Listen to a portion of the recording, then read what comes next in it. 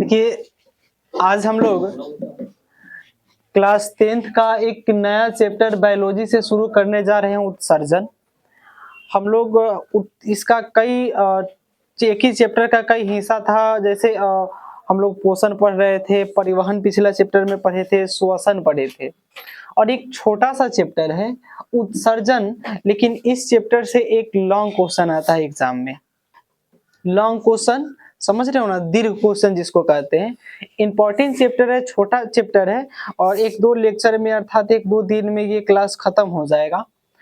तो सबसे पहला बात कि चैप्टर का नाम है उत्सर्जन, बायोलॉजी का चैप्टर है उत्सर्जन। पहला बात तो सबसे पहले हम लोगों के मन में ये ख्याल आ रहा होगा कि ये उत्सर्जन क्या है। सबसे पहला बात, सबसे जो पहला प्रश्न होता है ये यही होता है कि ये उत्सर्जन क्या है। सबसे जो पहला प्रश्न है, हम लोग बात कर रहे थे कि सबसे जो पहला बात है ये कि उत्सर्जन क्या है। क्योंकि चैप्टर का नाम ही है उत्सर्जन, तो सबसे पहले हमको यही बात जानना चाहिए कि उत्सर्जन का मतलब क्या है, उत्सर्जन कहते किसको है। लेकिन कोई बात समझने से पहले उसके इर्द गिर्द, उसके आसपास और भी बहुत सारी बात होते हैं जिसको समझ लेने के पश्चात ही आप किसी पॉइंट को समझ पाओगे। जैसे अगर आपको कोई ये पॉइंट समझना हो, अगर आपको कोई ये पॉइंट समझना हो तो इसके आसपास और भी बहुत सारे छोटे छोटे से बात होते हैं। अगर इन छोटे छोटे से बात को अगर आप समझ पाओगे तो जिस पर फोकस करना है उसको आप बहुत आसानी से समझ पाओगे। नहीं तो अगर आप एक-एक को उसी पे फोकस करिएगा तो फिर आपको थोड़ा कन्फ्यूजन हो जाएगा कि इसके आस-पास में कौन था।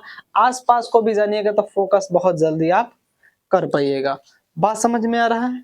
तो देखिए, हम लोग जो पिछले चैप्टर में बायोलॉजी में पढ़े थे कि हम लोग पढ़ रहे थे श्वसन। श्वसन में हम लोग पढ़े थे कि हम लोग सांस लेते हैं, फिर ऑक्सीजन लेते हैं, ऑक्सीजन कोशिका तक पहुंच रहा था जहां पे विखंडन हो रहा था, एटीपी वगैरह बन रहा था। बात समझ रहे हो? और फिर कार्बन डाइऑक्साइड हमारे शरीर से बाहर निकल जा रहा था, हम ये पढ़े थे। ब्लड में कैसे मिल रहा था, बहुत सारी बात हम लोग पढ़े थे। फिर हम लोग भोजन के बारे में भी बहुत सारा बात पढ़े थे।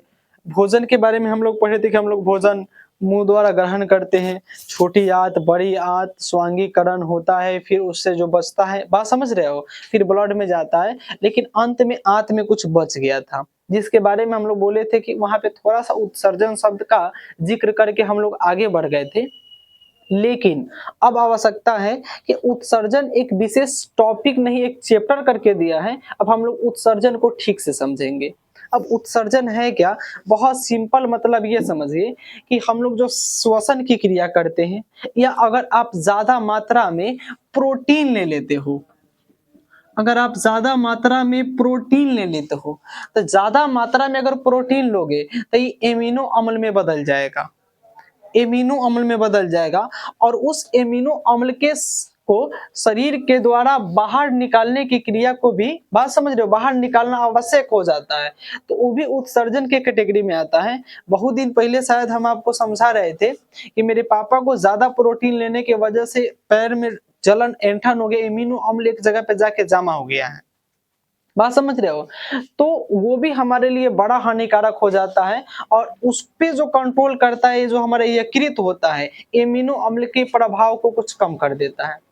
इसी तरह से हम लोग रोज पानी पीते हैं, बात समझ रहे हो, और ये पानी भी भोजन के रूप में काम करता है, अलग अलग जगह पे पार्ट में जाता है और कुछ आवश्यक से ज्यादा बच जाता है जो हमारे शरीर के लिए हानिकारक होता है।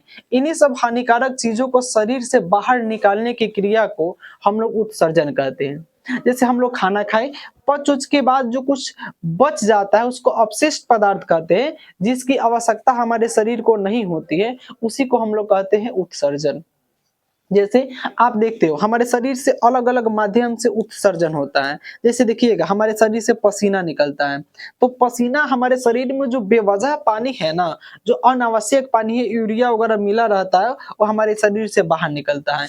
फिर मल के माध्यम से जो टॉयलेट होता है वो हमारे शरीर से बाहर निकलना, वो भी उत्सर्जन ही है।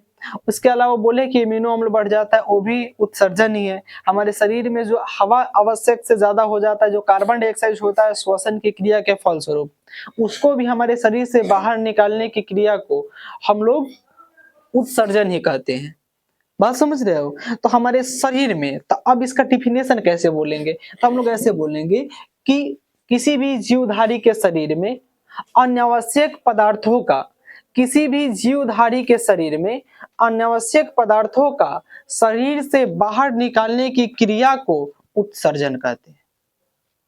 क्या बोले हैं बाबू? किसी भी जीवधारी मतलब कोई बॉडी हो, कोई जीव हो, तो उसके शरीर में जो अनावश्यक पदार्थ होते हैं, उसी पदार्थ को शरीर से बाहर निकालने की क्रिया को हम लोग कहते हैं उत्सर्जन। जैसे हम सांस छोड़ते हैं ना कार्बन डाइऑक्साइड को, वो भी उत्सर्जन है।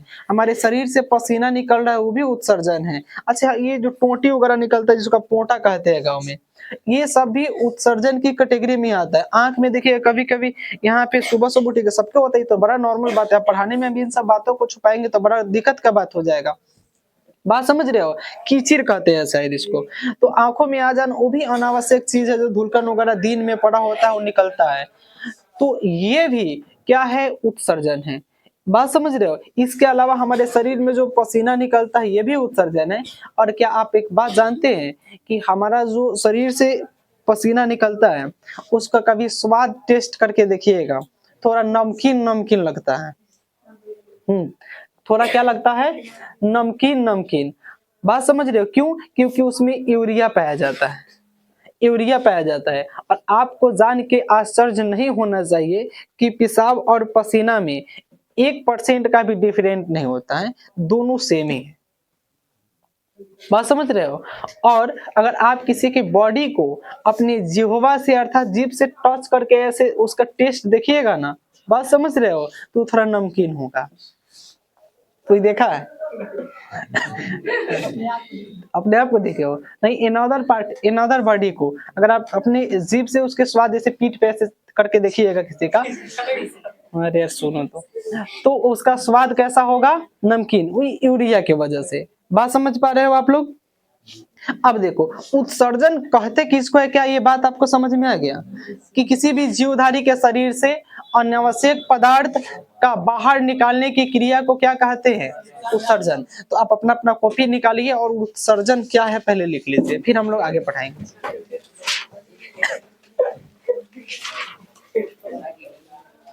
जीवन में कभी मौका मिलेगा तो देखिएगा।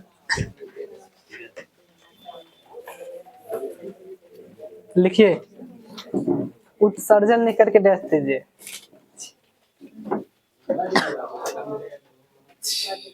बात नहीं, लिखिए, किसी भी जीवधारी के शरीर से, किसी भी जीवधारी के शरीर से, किसी भी जीवधारी के शरीर से, किसी भी जीवधारी के शरीर से, किसी भी जीवधारी के शरीर से, किसी भी जीवधारी के शरीर से अनावश्यक उपशिष्ट पदार्थों को, अनावश्यक उपशिष्ट पदार्थों को, अनावश्यक उपशिष्ट पदार्थों को बाहर निकालने की क्रिया को, बाहर निकालने की क्रिया को, बाहर निकालने की क्रिया को उत्सर्जन कहते हैं। बाहर निकालने की क्रिया को उत्सर्जन कहते हैं। बाहर निकालने की क्रिया को उत्सर्जन कहते हैं। बाहर निकालने की क्रिया को उत्सर्जन कहते हैं। बाहर निकालने की क्रिया को उत्सर्जन कहते हैं। लिख लिए सब कोई? अब इसके आगे, अब नहीं लिखे हो तो नहीं लिखिए, अगर आप लिखते पकड़ाओगे तो पिटाओगे। क्या बात बोले हैं? हमें लग रहा है कि आपको याद भी हो गया होगा। किसी भी जीवधारी के शरीर से अनावश्यक पदार्थों का हमारे शरीर से बाहर निकालने की क्रिया को क्या कहते हैं बबली मुस्कान? उत्सर्जन। तो क्या आपको उत्सर्जन समझ में आया? लेकिन अब उत्सर्जन के आगे अब आगे बढ़ते हैं कि इस चैप्टर में है क्या क्या। तो सबसे पहले जो हमको लग रहा है कि आपको ये बात पहले समझ में आ जाना चाहिए, उत्सर्जी अंग, उत्सर्जी अंग। अब मेरी बात को सुनो, क्या लिखे हैं उत्सर्जी अंग क्या। अब देखो, सभी जीवों में या सभी जीवधारियों में उत्सर्जी अंग नहीं होते। जैसे अमीबा वगैरह जो छोटा सा जीव है एक कोशिकीय, उसमें उत्सर्जन करने के लिए कोई विशेष प्रकार का अंग नहीं होता है। अमीबा वगैरह अपने त्वचा के माध्यम से ही कार्बन डाइऑक्साइड को अपने शरीर से बाहर वायुमंडल में निकाल देता है विसरण की प्रक्रिया द्वारा। लेकिन जितने भी जटिल और बहुकोशिकीय जीव है, इसमें उत्सर्जन के लिए कुछ विशेष अंग होते हैं। उत्सर्जन के लिए कोई विशेष अंग होते हैं, बात समझ रहे हो। जैसे हम लोग टॉयलेट करने के लिए, जितने भी बहुकोशिकीय जीव हैं, इसमें टॉयलेट करने के लिए, बात समझ रहे हो, विशेष पदार्थों को बाहर निकालने के लिए कि विशेष प्रकार की अंग होती है कि नहीं होती है, बात समझ रहे हो, विशेष प्रकार की अंग होती है। उसी तरह से अलग अलग जीवों में, जैसे हमारे शरीर से पसीना निकलता है, सांस को, कार्बन डाइऑक्साइड को बाहर निकालने के लिए पूरी श्वसन तंत्र है हमारे पास, बात समझ रहे हो, जिसे हम लोग लेते हैं या निकालते हैं। तो जिससे हम लोग उत्सर्जित पदार्थ, जिस अंग से हम लोग उत्सर्जित पदार्थों को बाहर निकालते हैं, जिस अंग से हम लोग उत्सर्जित पदार्थों को क्या करते हैं, बाहर निकालते हैं, उसको हम लोग क्या कहते हैं, उत्सर्जी अंग। बहुत सिंपल है, बात समझो। जिस अंग से हम लोग उत्सर्जी पदार्थ को अपने शरीर से बाहर निकालते हैं, उस अंग को हम लोग उत्सर्जी अंग कहते हैं। अगर आपसे कोई पूछ दे कि उत्सर्जी अंग क्या है, तो हम लोग कहेंगे कि नाक, बात समझ रहे हो, मलद्वार, बात समझ रहे हैं, ब्रीसन, बहुत सारे अंग है जो उत्सर्जी अंग के कैटेगरी में आता है, बात समझ रहे हो, उत्सर्जी अंग के कैटेगरी में आता है। तो अगर आप इसका डिफिनेशन कहीं पूछ दे या किसको कहते हैं, आपको समझ में आना चाहिए कि हमारे शरीर में कुछ ऐसे अंग होते हैं जो उत्सर्जी पदार्थ को बाहर निकालते हैं, इन्हीं अंगों को हम लोग उत्सर्जी अंग कहते हैं। तो अब आप उत्सर्जी अंग भी लिख लीजिए, हमको नहीं लग रहा कि अब इससे ज्यादा समझाने की आवश्यकता है। उत्सर्जी अंग किसे कहते हैं, लिख करके डैश दीजिए। उत्सर्जी अंग किसे कहते हैं, लिख करके डैश दीजिए। उत्सर्जी अंग किसे कहते हैं, लिख करके डैश दीजिए।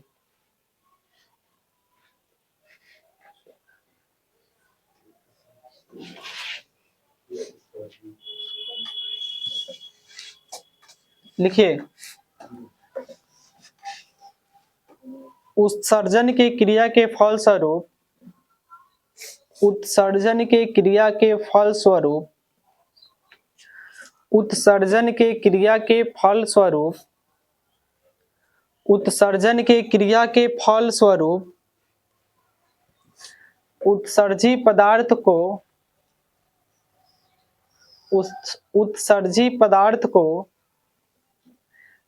उत्सर्जी पदार्थ को जिस अंग द्वारा बाहर निकाला जाता है, जिस अंग द्वारा बाहर निकाला जाता है, जिस अंग द्वारा बाहर निकाला जाता है, जिस अंग द्वारा बाहर निकाला जाता है, जिस अंग द्वारा बाहर निकाला जाता है, उसको उत्सर्जी अंग कहते हैं, उसको उत्सर्जी अंग कहते हैं,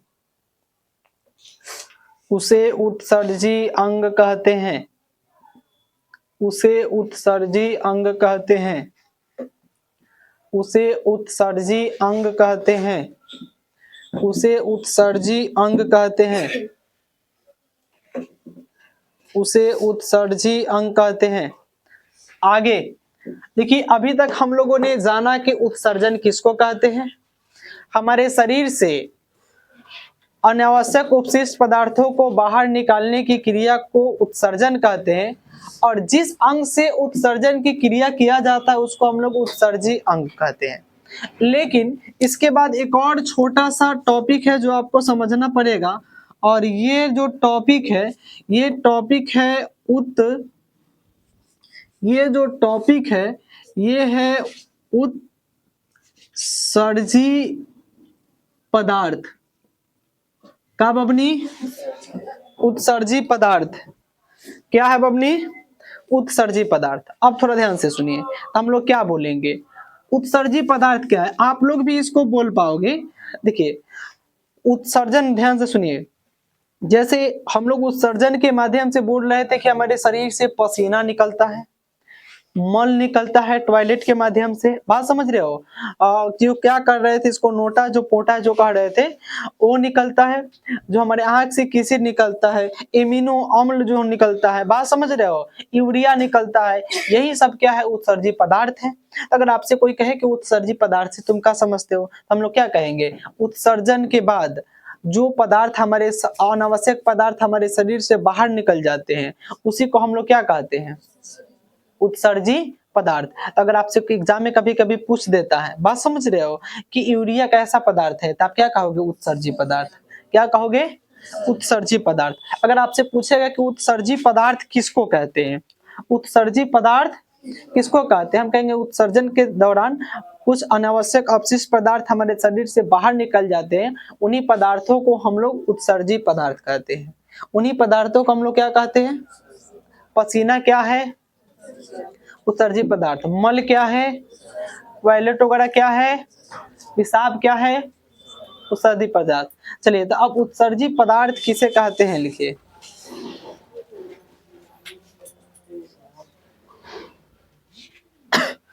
और लिखिए,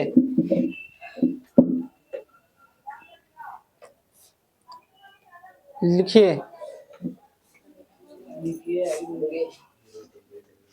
उत्सर्जन की क्रिया के दौरान,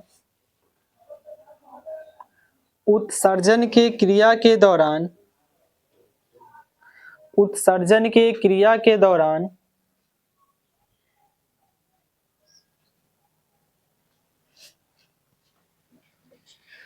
उत्सर्जन की क्रिया के दौरान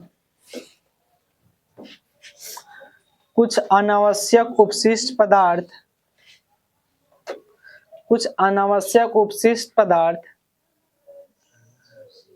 कुछ अनावश्यक अपशिष्ट पदार्थ, कुछ अनावश्यक अपशिष्ट पदार्थ शरीर से बाहर निकलते हैं, उन्हीं पदार्थों को, उन्हीं पदार्थों को, उन्हीं पदार्थों को, उन्हीं पदार्थों को उत्सर्जी पदार्थ कहते हैं, उन्हीं पदार्थों को उत्सर्जी पदार्थ कहते हैं, उन्हीं पदार्थों को उत्सर्जी पदार्थ कहते हैं, उन्हीं पदार्थों को उत्सर्जी पदार्थ कहते हैं, उन्हीं पदार्थों को उत्सर्जी पदार्थ कहते हैं। क्या ये तीन बात आपको समझ में आया? हमारे शरीर से कुछ अनावश्यक पदार्थ जो हमारे लिए हानिकारक होते हैं उनको बाहर निकालने की प्रक्रिया को उत्सर्जन कहते हैं, और जिन अंगों से ये प्रक्रिया होती है उसको उत्सर्जन अंग कहते हैं, और जो पदार्थ उत्सर्जन के द्वारा बाहर निकलता है उसको उत्सर्जी पदार्थ कहते हैं। ये तीन छोटा छोटा सा बात आपको समझ में आया? ये चैप्टर है और इसका ये दो टॉपिक हो गया, बात समझ में आया? चलिए बबनी अब सुनिए, के बबुआ कौन दुनिया में हो, किस कैसे बैठे हो तुम? अरे यार हद है, सीधा बैठो, आदमी को सीधा ना रहना चाहिए। अरे लेकिन सुनिए, अच्छा बड़ा तकलीफ होता है उस तरह से बैठने में, उतना देर बैठे हैं तो मेरा कमर दर्द करने लगा है। अच्छा आप लोग कैसे बैठते हैं? अच्छा बाबू वो सब सिस्टम ना, सुनिए देखिए, किसी भी आदमी को अगर सफल होना है या कोई भी सफल व्यक्ति है तो उसको तीन चीज से हमेशा दूरी बना के रहना चाहिए। अगर आप इस तीनों के फेरा में कभी फंस गए तो आपका सफल होने का चांस बड़ा कम है। सबसे जो पहला है नींद। नींद, अगर बात समझ रहे हो, नींद को आपको त्यागना पड़ेगा। नींद के बाद नशा, अगर आप नशा के आदी हैं तो भी आप सफलता से पीछे रह जाओगे। और 3 नंबर में है नारी जो सबसे खतरनाक है। अगर आप इन तीनों में किसी में उलझे तो आपसे सफलता बड़ा दूर हो जाएगा। तो आप याद रखिएगा, लिख लीजिए अपने कॉपी पे कि हमको रोज रोज नींद, नशा और नारी से दूर दूर रहना है। अगर आप हैं भी तो छोड़ दीजिए अभी।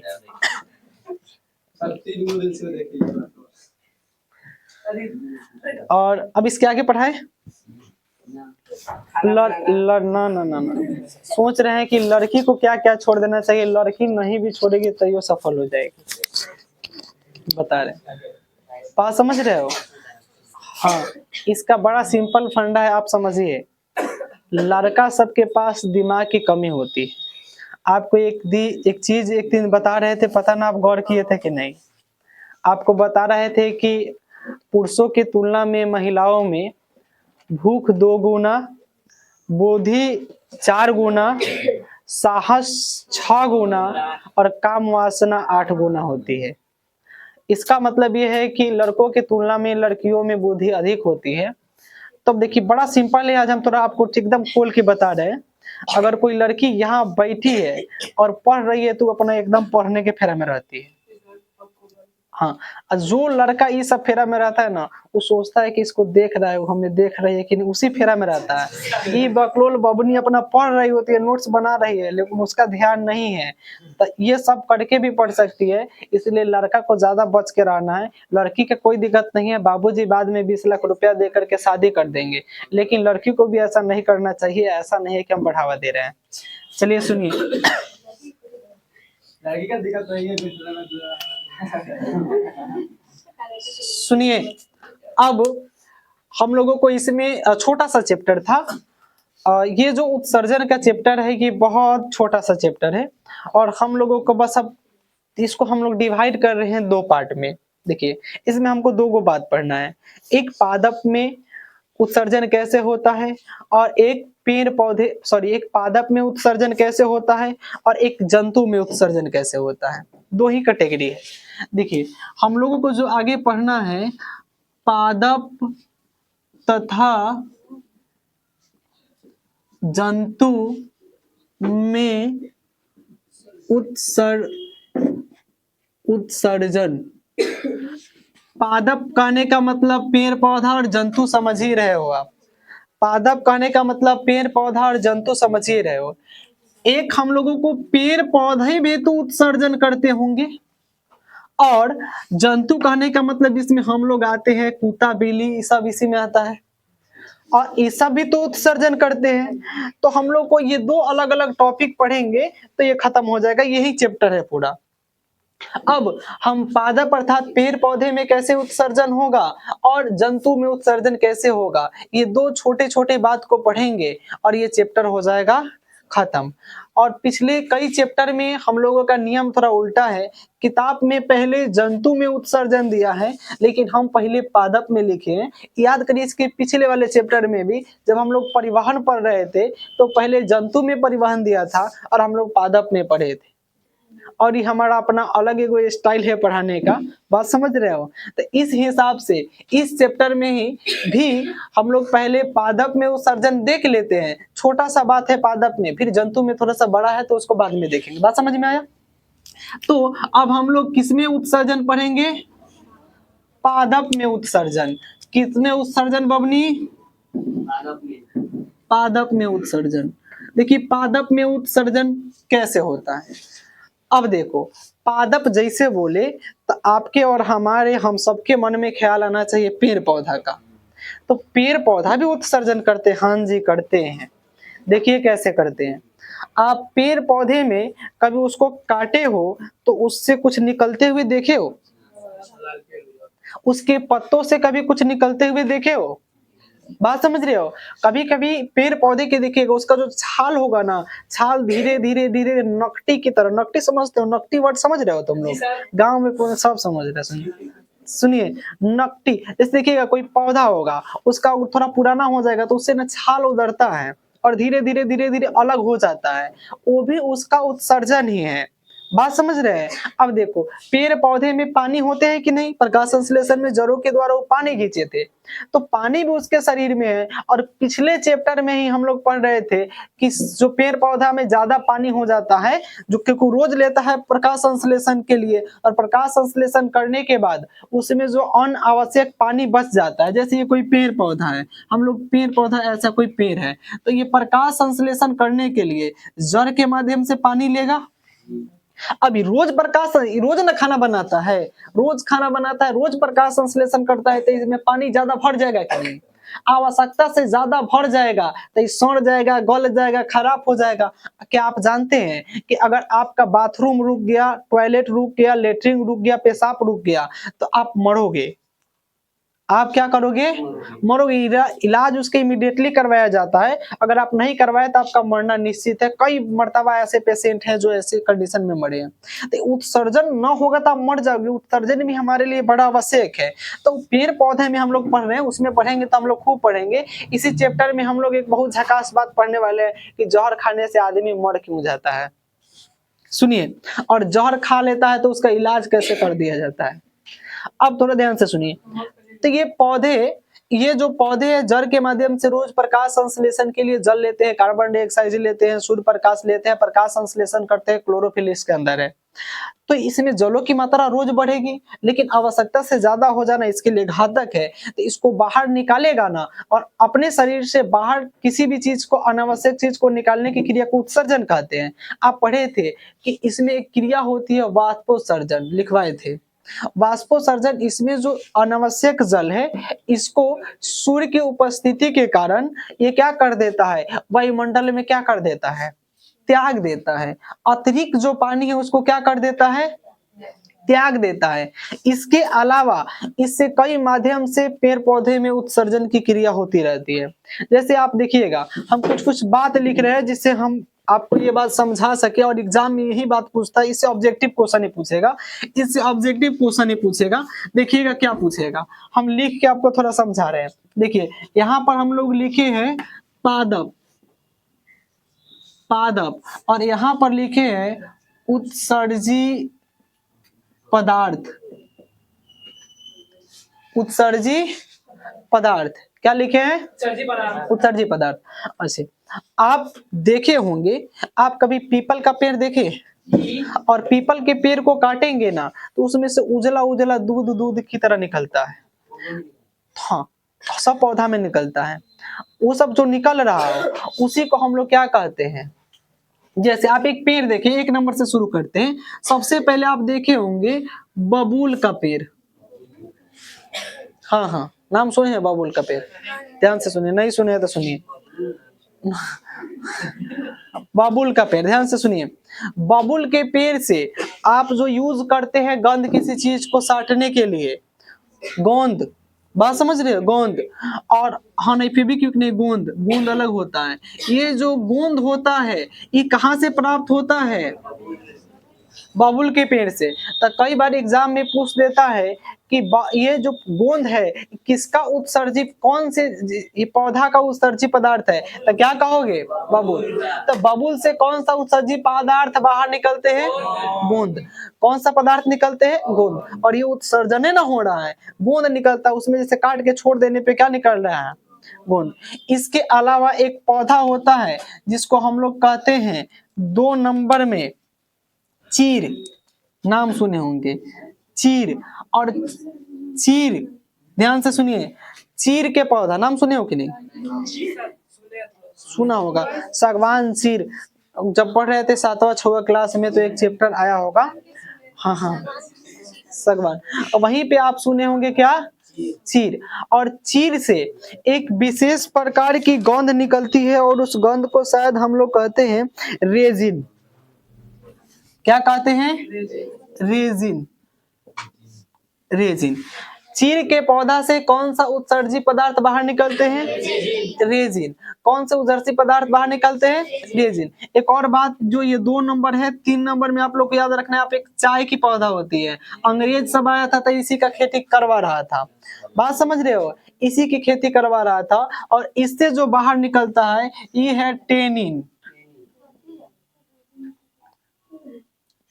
टेनिन। अच्छा कथी यही पूछ रहे हो का? ए बबनी बकलोल सुनिए,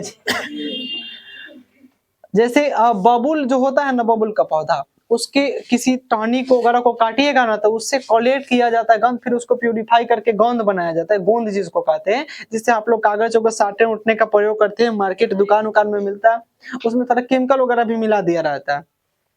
चीड़ का पौधा होता है, इससे एक उत्सर्जी अंग जो इसमें से बात समझ रहे हो, इससे उत्सर्जी पदार्थ निकलते हैं, उस पदार्थ को हम लोग रेजिन कहते हैं। रेजिन क्या होता है? जैसे आप लस्सा की तरह निकल रहा है ना अलग अलग पौधा से, उसी को कहते हैं रेजिन। सुनिए, चाय का जो पौधा होता है, चाय का पौधा, चाय वही जिससे चाय पत्ती बनाया जाता है, तो चाय के पौधा से निकलता है टेनिन। क्या निकलता है?